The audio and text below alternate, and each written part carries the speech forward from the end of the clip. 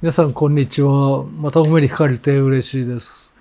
古武館道場の、師範代をやっております山口と申します。今日は基本動作についてお話ししたいと思いますけれども、何度も繰り返しますけども、陽心館の合気道では、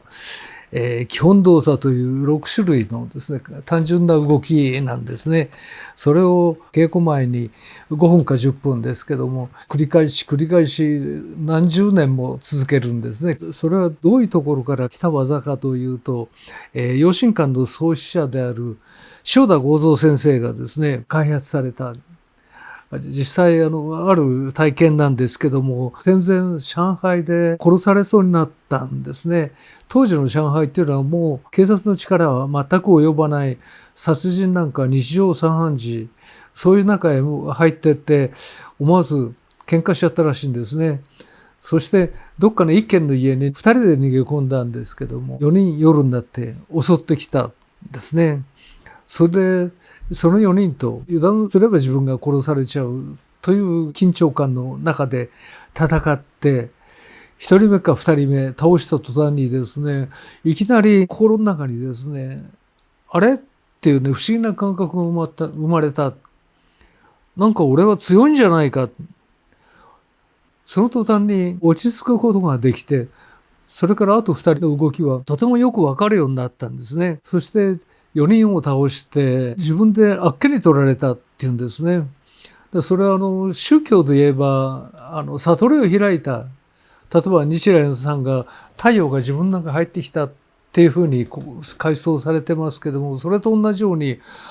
これなのか、何十年も修行してたエキスがこれなのかっていうことですね。心技体が一致して爆発した呼吸力というふうに表現してられますけども、それで俺はついに合気道を自分のものにしたっていうことを開眼したそうですね。ただ塩田先生が言うには、じゃあみんな死に物狂いの死を乗り越えなきゃいけないんじゃないか。でそんな必要ないんだと。それは俺まででおしまいで、あとはその6種類の基本動作という単純な動きをまとめてやったから、それだけを続けなさいと言われてるんですね。その6種類の動きっていうのはもう検索すればどこでも出てきますし、無料で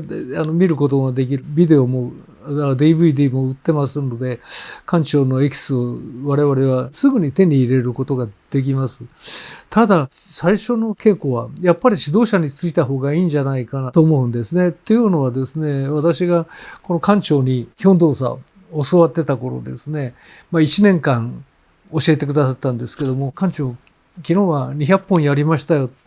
昨日は300本やりましたよ。自慢げにですね、褒めてくれるかなと思って報告したら、ああ、そうですかっていうだけで全然褒めてくれない。後で考えたら、なるほどと思ったんですけども、まだ自己流の段階でですね、100本、200本、300本、そんなものが身についちゃったら、